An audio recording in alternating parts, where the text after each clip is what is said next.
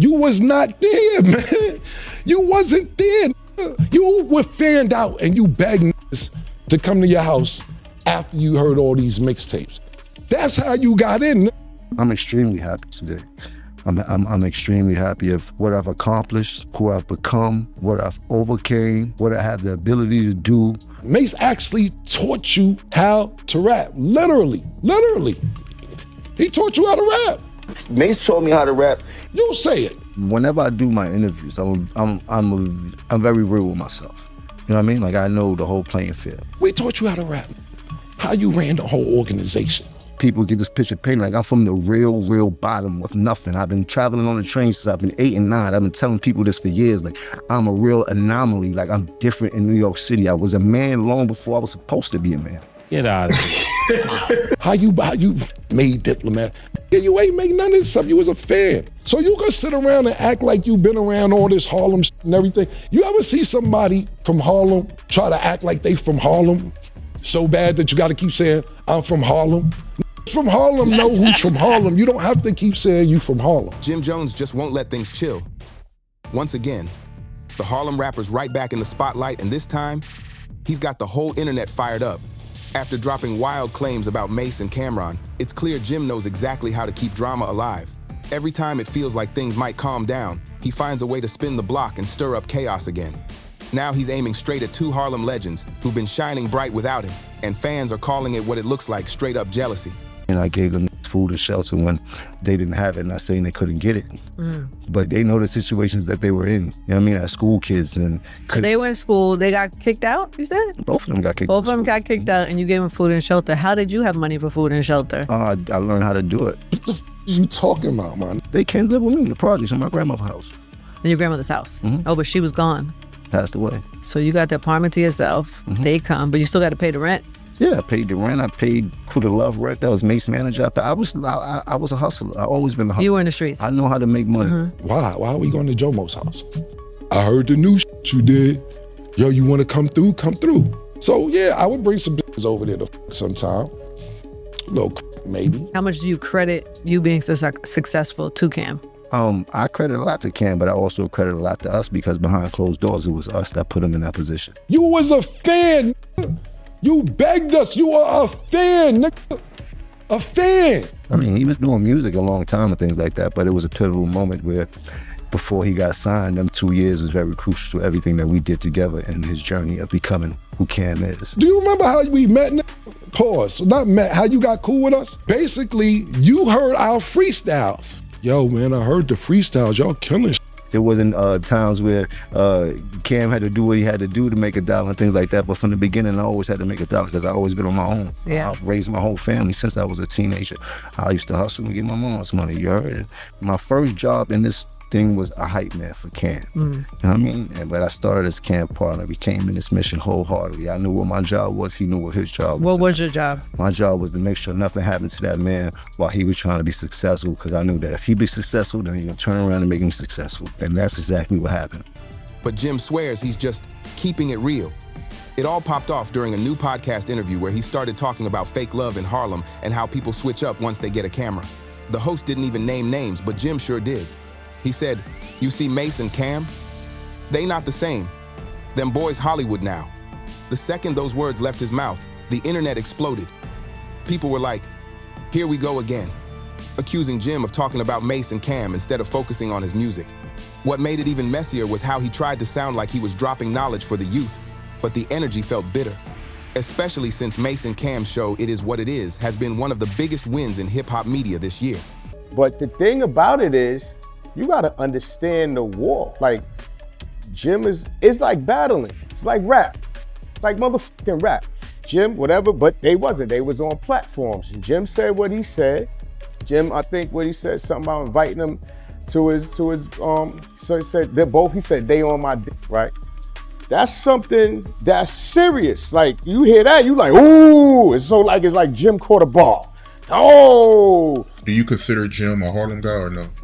Jim basically was with Killer for a minute. You know what I'm saying? Cam already, you gotta understand, Jim had family in 1199 and Cam had family in 1199, and they both had family members over there. So that's how that connection went on as far as, cause Bloodshed and everybody was over there. So that was the connection with that as far as being First Avenue. First Avenue, they built up these condos called 1199, and Cam had family over there and Jim had family over there. So when Cam and Digger and Bloodshed was rocking, that was how Jim was able to make that connection, because Cam was going to First Ave and Jim had family on First Ave. You know what I'm saying? At a real young age. We was teenagers though, 14, 15, 16, somewhere in that area. You know what I'm saying? Those two turned their Harlem charisma into a full-blown entertainment empire, millions of views, celebrity guests, major sponsors, and fans can't get enough. So when Jim said, they ain't really from the streets, it didn't sound deep. It sounded salty. Even the interviewer looked uncomfortable, trying to change the topic before it got worse. But Jim wouldn't let go. He doubled down and said, I'm just saying not everybody who talked tough was tough. Some people grew up around real dudes and borrowed the aura. That line blew up the comments section. Fans started dragging Jim, saying he was projecting his own insecurities because, let's be honest, out of the three, Jim's always been the one who seemed like he had the most to prove. See, this drama ain't new. Jim's been throwing shade at Mase and Cam for years, ever since Dipset started falling apart. Cam and Jim history go back before me. You understand what I'm saying? When I met Cam and Jim, they were super close. So I honestly don't really know Jim being from the Bronx and all that. You know what I'm saying? When I met them, they was in 5H, which is, you know what I'm saying, Jim's apartment, and that's, you know, like, I guess that time was after all the stuff Cam had said already with the Children of the Corn and Jim, you know, whatever he said, you know what I'm saying? So, like I said, when I got there, Cam and Jim was like this, super tight. Mase wasn't even in the picture. I don't know Mase like that. You know what I'm saying? Every time I seen Mase, it's been a mutual, you know what I'm saying, respect there. So, you know, that's what that's been as far as me and Mase, you know what I'm saying? As far as, yeah, when I met Cam and Jim, they were already Trump tight and locked in. You understand what I'm saying? The Diplomats was already a name they had. You know what I'm saying? I don't sit there and claim I made the Dip, so that's not something I'm doing. You know what I'm saying? I made Dipset though, the two. Yeah, I did that. You know what I'm saying? But now people got these platforms where, you know, they asking people, so it's like a thin line. So then you got Jim, like, it's just like people say you can't respond, even though Jim wasn't attacked, his name was mentioned. You understand what I'm saying? So now it opens the door for Jim to say something back. That's what happens. You know what I'm saying? With these podcasts and shit like that. So it opens the door, and Jim chose to, you know, say why niggas is on his dick. You know what I'm saying? That's how Jim chose to carry it. You know what I'm saying? And then, you know, Cam chose to carry it the way Cam chose to carry it, and you have what you have now. You know what I'm saying? Back in the golden days, all three were pillars of that Harlem sound. Mase had the smooth radio hits, Cam had the business brain and fashion drip, and Jim was the muscle, the loud voice with the street stamp. But over time, the power balance shifted big time. Mase rebuilt his image through honesty and growth, turning into a respected figure again. Camron leveled up into a full-blown media mogul, while Jim's still out here arguing about who's real Harlem. It's like he's stuck in the past, trying to prove something nobody's even questioning anymore. And now, these new comments might just be the breaking point because Mase and Cam don't even gotta respond. Their success already makes Jim look like he's reaching. What's wild is how fans saw this coming from a mile away. Every single time Mase and Cam move together, Jim magically pops up with a slick comment or some random Harlem talk. This new rant, no different. When asked about "it is what it is," Jim said, "It's cool they doing something positive, but let's not act like they ever did anything for the city." That one line had people clowning him. What you think Cam gonna do? You think he just gonna sit there and you think he gonna and Jim, basically Jim rhymed first. You know what I mean? Well, actually Cam and 50 said what they was talking about, what they said. Jim heard that. He came back and said that. Now motherfucking Cam, what you think Cam gonna do? Cam is a lyricist. He's gonna make you feel any type of stupidity way that's possible. He's gonna say shit to basically kick you in your nuts. You know what I mean? He's gonna rip your heart out. Remember the old school when they was doing electric boogie and they grabbed the nigga by the heart, pulled the heart, they just had it in their head. I done bit this through it, stomped on the That's what you gonna hear. It's basically they was going back and forth. After that, like I said, it went to the money. That's the whole point of the situation. Yeah, he gonna say Jim is from the Bronx. Everybody else on the side, your group of niggas, be like, yeah, man, the peanut, he's a peanut gallery. They gonna make up all this shit to make sure to turn the peanuts into peanut butter, then whip it into something else to make it all a whole bunch of different shit. Then my niggas is gonna talk about your feet and all that. You know what I'm saying? Like, so just to, like, if that's everybody who's from Harlem got some family in the Bronx. Everybody who got some family in the Bronx got family in Harlem. Yeah, Jim is from the Bronx and he came to Harlem. You know what I'm saying? Because let's be real, if anyone put Harlem on the map outside of Big L, it's Mase and Cam. Mase had the world in a chokehold. In the late 90 seconds, his sound defined an era. Smooth but street smart, mixing church boy calm with hood energy. Then Cam carried Harlem through the 2000s, building a whole movement with Dipset, the pink fur, the slang, the swagger that was all Cam. Jim definitely played his role, but Cam was the architect. So when Jim tries to talk down on them, it feels like he's rewriting history, and that's exactly what set fans off. They started pulling up old interviews where Jim praised Mase and Cam, calling them mentors. Jim once called Cam a visionary, but somewhere along the line, that admiration turned into envy. Maybe it was Dipset's messy breakup. Maybe it was Mase linking back up with Cam and leaving Jim out. Either way, something clearly snapped. You can tell he's been holding that resentment for years, just waiting for a moment to spill it all out. When Mase and Cam caught wind of Jim's latest rant, they didn't even waste breath saying his name, they just laughed it off on their show. Mase joked, "Some people mad, because they can't get a seat at the table." You know, is the rapping popping yet? Is, you know what I'm saying, Mase and all that going on yet, or are they still coming up? I'm not gonna sit here and do a discography, my brother. It's a little bit too much for me. And you ain't pay enough for that. So if you got some other questions you wanna ask, or you could erase all this shit and I could send you your money back. Either or.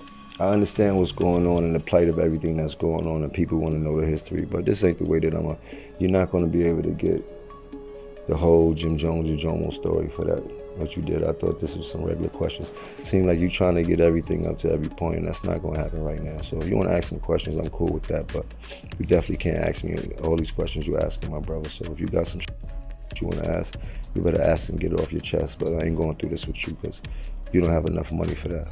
No disrespect. Okay, I mean, I could do more of a regular interview, but I definitely plan to ask about the Camron drama. Is that stuff okay, or is that not okay? You can ask what you want to ask. You heard? But I'm just telling you that if you think I'm going down the timeline of my life with you, it's not going to happen, my brother. You heard?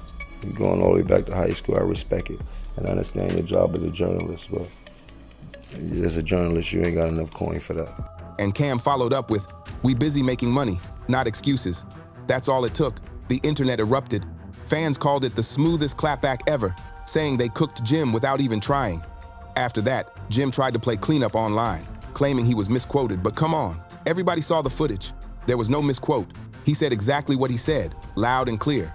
Instead of owning it, he doubled down, posting cryptic messages on Instagram about how real ones never need validation. But by then, the damage was already done. The sad part?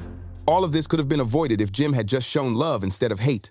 Imagine the power, 3 Harlem legends, same city, same era, still moving strong together. That's real legacy.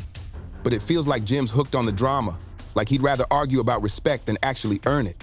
Now fans are saying Mase and Cam have completely outgrown him. They're moving like businessmen, while Jim's moving like that bitter ex-friend who can't stop talking about what could have been. And honestly, they're not wrong. Jim's been losing credibility for a minute now, from the Dipset versus the Lox versus battle to his endless online beefs. His energy just feels off. People are saying it looks like he's chasing relevance through controversy instead of consistency, and this new Mase and Cam rant just proves it even more. Instead of celebrating Harlem's wins, Jim always finds a way to make it about him. Back in the day, Harlem unity meant everything. Everyone moved with pride and purpose. But now, it feels like Jim's the only one still holding on to grudges from 20 years ago. And the funny part? While Mase and Cam are dominating the media game, Jim's still out here talking about being outside. The wedge that came between Cam and Jim is Jim's success. Cam always looked at him as being the star, Jim being Capo. You know what I'm saying? Right. But it's kind of like Sammy the Bull becoming John Gotti. You know what I'm saying? Gotti's probably gonna feel a little way if Sammy becomes the main man. You know what I'm saying? And in that situation, that's what it is. Jim started to grow as an artist. And as he started to grow as an artist, he started moving from standing behind Cam to he started standing next to Cam. And then it got to a point where he stood in front of Cam. Mm-hmm. And Cam was looking him over his shoulder like, yo, what you doing? And then that built the animosity. And by the time Ballin' hit, Cam had a gang of animosity and internal hatred. And I know because I seen it, I was there. He was under the wing. Jim was the muscle. You get what I'm saying? Jim he's Cam's partner. But he's taking a step back to play the muscle. I felt like he was a fucking hater because I felt like he was supposed to be happy for Jim. Bro, it's 2025. Nobody cares about who's outside anymore. People care about who's getting paid. Mase and Cam flipped their friendship into a business empire. They built a platform that blends comedy, sports, and real talk, all with that Harlem flavor that the culture's been craving. It's fresh, it's smart, it's winning. Meanwhile, Jim's still bouncing from podcast to podcast, defending his legacy like somebody's questioning it. Even Yayo said it best not long ago. Some rappers be mad because their peers leveled up while they stuck in old mindsets. And man, that fits Jim perfectly. Every time Mase and Cam evolve, Jim starts wilding out again like he can't stand not being part of the spotlight they created. And fans caught on quick. Another reason people think Jim's jealous is because he's been trying to launch his own podcast for a while now, but it just hasn't hit like it is what it is. He even teased a show with a similar setup, but it flopped before it could gain steam. So instead of focusing on building his own lane, he's out here throwing shade on Twitter, tearing down the same guys who already proved they're winning. Fans been calling Jim Harlem's 50-year-old hater. Harsh? Maybe, but that's how the internet works. Nobody's sugarcoating anything out here. Once that nickname started trending, people went digging deep, pulling up old clips like detectives. They found footage of Jim saying he put Cam on, then lined it up with old interviews where he admitted Camron gave him his first shot. The contradictions were wild, and the internet never misses. At this point, it's like Jim can't separate pride from progress. Every time someone else from Harlem levels up, he doesn't celebrate, he competes. But here's the thing. Mase and Cam don't even see him as competition anymore. They've graduated from that. They're in a completely different league, a business league. They turned Harlem's legacy into something global, while Jim's still fighting invisible battles over who's real. And the truth is, when you gotta keep proving you're real, it usually means people stopped believing it a long time ago. So now, everyone's asking the same question. What's really driving Jim Jones to keep doing this? Is it pride? Is it ego? Or is it the fear that the game's moving on without him? Because honestly, it's looking like a mix of all three. Jim built his name off hustle, charisma, and that tough Harlem edge. But lately, it feels like he's leaning more on old beefs than on his actual music or business moves. It's like the fire's still there, but he's using it in the wrong direction. And that's what hurts the most, because Jim is talented. He's always been that guy with energy, confidence, and drive. But somewhere along the line, the hunger to be respected turned into bitterness. Instead of building bridges with his peers, he's burning them down one interview at a time. Meanwhile, Mase and Cam are doing exactly what veterans in the game should be doing, evolving. They've mastered the art of reinvention. They understand that in 2025, street cred ain't about who's outside anymore, it's about who's outsmarting the game. They kept their authenticity but added growth, turning Harlem pride into something that earns real money, real power, and real longevity. That's what their show represents. Harlem growing up, stepping into the future, and still keeping it fly. But Jim's stuck acting like it's 2005, like the only way to stay relevant is by dissing somebody. It's old energy in a new era. And the funniest part? Every time he talks reckless, Mase and Cam win even more. Their clips go viral, their audience grows, their sponsors pile up, and Jim ends up looking like the bitter one, shouting from the sidelines while the real Harlem evolution keeps moving without him. If he just switched gears, showed love, joined forces, and used that same passion to create instead of criticize, he could have been part of this new Harlem wave. But right now, he's standing outside the building he helped design, watching others get rich inside, still yelling about who's real. It's become the same story every single time. Jim talks, they laugh, and the fans pick sides. But no matter how it plays out, Jim always ends up looking like the dude who just can't move on. Fans even started clowning him online, saying Mase and Cam are living rent-free in his head. One viral comment said, "He act like an ex who can't stop talking about his old crew." And honestly, that's exactly how it feels. Like he's still bitter about being left out of the glow-up. If Jim really wanted to win, he'd link up instead of lashing out. Imagine how powerful it would be, a true Harlem reunion with Mase, Cam, and Jim putting all the old drama aside and showing the world how deep Harlem really runs. That would break the internet and remind everyone what that classic Harlem energy feels like. But instead, Jim's too busy trying to prove points nobody even asked for. At this point, fans see the pattern crystal clear. Mase and Cam are thriving, while Jim's spiraling. He's back to saying wild things for attention, hoping to trend off controversy instead of creativity. But the more he talks, the more obvious it gets who's evolved and who's stuck in the past. So yeah, Jim Jones might keep trying to rewrite Harlem's story, but the truth doesn't lie. Mase and Cam built legacies that speak louder than any rant, while Jim's legacy keeps getting buried under his own bitterness. And that's the wildest part. Every time Jim tries to clown them, he ends up exposing himself instead. So what do you think?